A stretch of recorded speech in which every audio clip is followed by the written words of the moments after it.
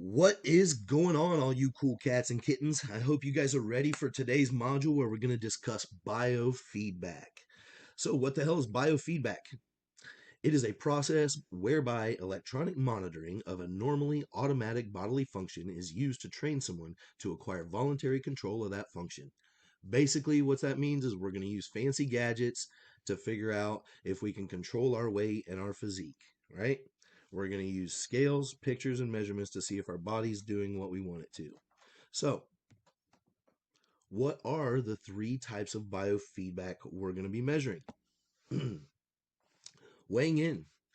I'd like this to be done at least weekly in the day leading up to your check-in. This way the information that I have is relevant and is as current as possible. Measurements. This should be done monthly. You don't need to do all the measurements that are available on the app, but things like the chest, waist, hips, and thighs are pretty important measurements that'll tell me things that the scale might not tell me. Photos. These should also be done monthly. Find a place where you can control the lighting and try to take the exact same photo every month. Same clothes, same distance from the camera, everything's the same. The only variable is you. Keep in mind that when you take these photos, if you're wearing an all black sweatsuit, I can't really see what the things I need to see to tell if your body's changing. When are we going to do these things? We're going to use the FAB method for timing. This means that you're going to do it the first thing in the morning, after you use the restroom, and before you eat or drink. This is the most consistent time of the day for you to consistently get that weigh in before you have a chance for all the stresses of the day to take over.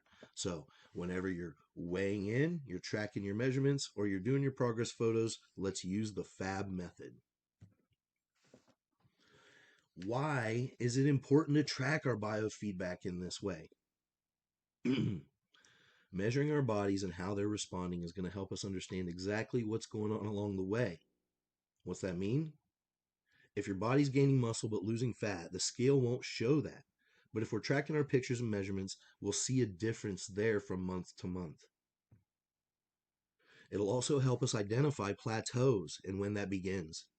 If we don't track for weeks and then we show up with measurements one day, we don't know when that happened. So we don't know when to change protocols if we need to. We don't know a whole lot of things in that regard. So we're going to break it down and be as scientific as possible and control the things we can and do the little things well. So your call to action for this module is to wake up tomorrow and get it done. Do your initial photos, do your initial measurements, do your initial weigh-in if you haven't already. And let's get this process started, just like we talked about on the last module with your first pledge, which was to be fast to act, okay? So now in the next section here, I'm going to go into the way that I do my photos and the way that I do my measurements. I hope I shouldn't have to teach you how to get on a scale, but these are how I like to do it. So here I am at the beginning of my cut, getting ready to take my progress photos. I set up my video camera and my lighting, and then I step back and I screenshot right about there. Okay, so I hold the pose for a couple seconds. You can see me kind of flexing my arms, trying to get the right position, and then I spread my feet just because if something's off from a previous photo, I want to be able to adjust it right here. So then I stand to the side, I hold this pose for a couple seconds, and then I give myself a chance to screen grab or screen capture this right here. Hold it for about 5 seconds, give yourself plenty of time. Then I switch to my back pose. I do a couple seconds with my arms down low to give me a perspective here. And then I shift. You see, I'm always messing with my feet. And then I shift to arms up to show a little more of my upper back, which is a little more of a flattering position for me. So the third and final piece of biofeedback that we're going to go over is our measurements. We're going to use one of these fabric measuring tapes that you can get on Amazon for under 10 bucks easily.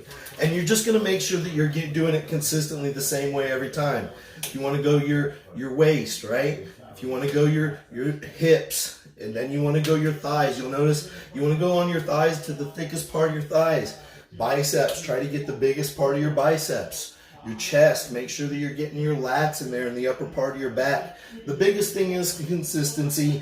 And so remember the first pledge, be fast to act. So go ahead and get your measurements in, get your photos in, and let's get this party started.